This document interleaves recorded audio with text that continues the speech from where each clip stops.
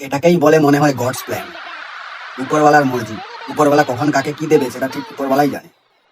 যে মেয়েটা 1 সপ্তাহ আগে বাড়িতে বসে ইন্ডিয়া টিমকে সাপোর্ট করেছিল, যে মেয়েটা ওয়ার্ল্ড কাপের ইন্ডিয়া স্কোয়াডে জায়গাই পায়নি, স্কোয়াড তো দূর রিজার্ভ টিমেও জায়গা পায়নি, সেই মেয়েটা আজ ওয়ার্ল্ড কাপ ফাইনালে ইন্ডিয়াকে প্রায় একা হাতে চ্যাম্পিয়ন করলো, বিশ্ব চ্যাম্পিয়ন করলো।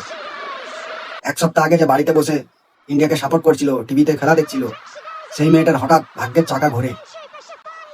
ওয়ার্ল্ড কাপে দুর্দান্ত পারফর্ম করা প্রতিকা রাওয়াল হঠাৎ চোট পান।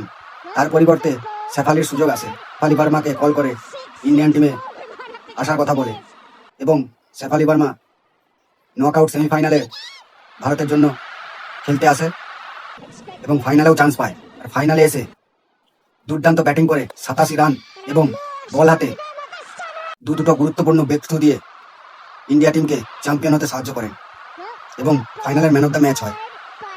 একেই বলে গডস প্ল্যান।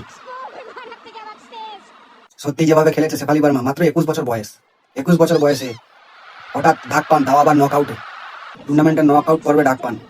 সেই চাপ তিনি সামলে ভারতীয় টিমে যোগ দিয়ে ফাইনালে যে ইনিংসটা খেললো, সত্যিই তার প্রশংসার দাবিদার। Shafali Verma, you beauty, hats off you. এবং শেফালি ভার্মা প্রমাণ করে দিয়েছে, পরিশ্রম যদি করে এবং সঠিক ডেডিকেশন যদি থাকে, তা কখনো বিফলে যায় না।